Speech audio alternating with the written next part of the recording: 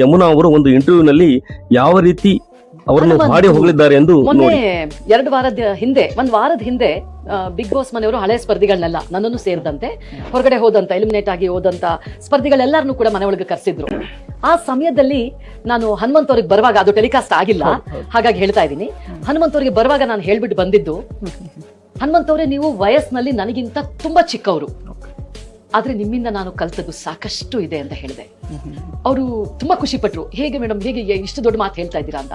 ನಾ ಹೇಳ್ದೆ, ನೋಡಪ್ಪ, ಕಲಿಯೋದು ನಮಗಿಂತ ಚಿಕ್ಕವರು ನಮಗಿಂತ ದೊಡ್ಡವರು ಆ ರೀತಿ ಬರೋದಿಲ್ಲ. ಅಲ್ಲಿ ಯಾರಲ್ಲಿ ಆ ಒಂದು ಜ್ಞಾನ ಇರುತ್ತೆ, ಸೊ ಅದನ್ನ ಪಡ್ಕೊಳ್ಳೋದು ಯಾವ ವಯಸ್ಸಿನವರಾದ್ರೂ ಒಂದೇನೆ.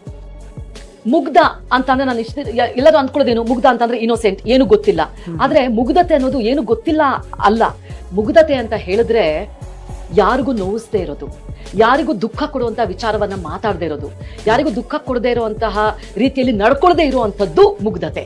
ಅದು ನನಗೆ ಅರ್ಥ ಆಗಿದ್ದು ಹನುಮಂತು ನಿಮ್ಮ ವ್ಯಕ್ತಿತ್ವದಿಂದ, ನಿಮ್ಮಿಂದ ಸಾಕಷ್ಟು ಕಲ್ತಿದ್ದೀನಿ ನಾನು ಅಂತ ಹೇಳಿದೆ. ತುಂಬಾ ಖುಷಿ ಪಟ್ಟು ಪಾಪ ಅವ್ರು ನನಗೆ ನಮಸ್ಕಾರ ಮಾಡ್ಕೊಳಕ್ ಬಂದು, ನಾನು ಅಯ್ಯೋ ಇಲ್ಲಲ್ಲಪ್ಪ ಹನುಮಂತು, ಜ್ಞಾನದಲ್ಲಿ ಪರಿಜ್ಞಾನದಲ್ಲಿ ನೀನು ನಿಜವಾಗ್ಲೂ ನನಗಿಂತ ತುಂಬಾ ದೊಡ್ಡ ವ್ಯಕ್ತಿ ಅಂತ ಹೇಳಿ ಬಂದೆ ನಾನು. ಸೊ ಹನುಮಂತನಲ್ಲಿ ನಾನು ಸಾಕಷ್ಟು ಒಳ್ಳೆ ವಿಚಾರಗಳನ್ನ, ಸ್ಟ್ರೆಂತ್ ಅನ್ನ ನಾನು ನೋಡ್ಬಿಟ್ಟಿದ್ದೀನಿ. ಸುದೀಪ್ ಸರ್ ಒಂದ್ ಮಾತು ಹೇಳ್ತಾರೆ 2 ವಾರದ ಹಿಂದೆ, ನೀವೆಲ್ಲರೂ ಒಬ್ರ ಮೇಲೆ ಒಬ್ರು ಗಮನ ಕೊಟ್ಕೊಂಡು ಇನ್ನೂ ಗುದ್ದಾಡ್ಕೊಂಡು ಬರ್ತಾ ಇದ್ದೀರಾ. ಹನುಮಂತು ಅವನ ಮೇಲೆ ಅವನು ಗಮನ ಹರಿಸಿದ್ರಿಂದ ಇವತ್ತು ಎಲ್ಲೋ ಮುಂದಿದ್ದಾನೆ. ಫಿನಾಲೆಗೆ ಹೋಗೋದಕ್ಕೆ ಅವನೇ ಮೊದಲಿಗ, ಎಲ್ಲೋ ಅವನು ಹೋಗಿ ತಲುಪಿದಾನೆ. ಯಾಕೆ ಅಂತಂದ್ರೆ ಅವನು ಅವನ ಮೇಲೆ ಗಮನವನ್ನ ಕೊಡ್ತಾ ಇದ್ದ ಅಂತ. ಅದು ನೋಡಿ, ನಾವು ಪಠ್ಯ ಪುಸ್ತಕದಲ್ಲಿ ಓದ್ತೀವಿ, ಇನ್ನೊಂದು ವಿಚಾರವಾಗಿ ಓದ್ತೀವಿ, ಮತ್ತೊಂದ್ ಕಡೆ ಓದ್ತೀವಿ, ಇದು ಜ್ಞಾನವಾಗಿ ಕೊಡ್ತಾರೆ. ಏನು ಅಂತಂದ್ರೆ ನಮ್ಮ ಮೇಲೆ ನಾವು ಗಮನವನ್ನ ಹರಿಸ್ಬೇಕು, ಬೇರೆಯವ್ರ ಮೇಲಲ್ಲ ಅಂತ ಹೇಳಿ. ಅದನ್ನ ಹಳ್ಳಿಯಿಂದ ಬಂದಂತಹ ಈ ಮುಗ್ಧ ಹುಡುಗ ಎಷ್ಟು ಸುಲಭವಾಗಿ ನಮ್ಗೆ ತೋರಿಸೋ ಉಡುಪಲ್ಲೂ ಕೂಡ, ಅವ್ರು ಹಾಕೊಳ್ಳೋ ಉಡುಪಲ್ಲೂ ಕೂಡ ಯಾವುದೇ ಒಂದು ಏನ್ ಹೇಳ್ತಾರೆ ಆಡಂಬರ ಇಲ್ಲ.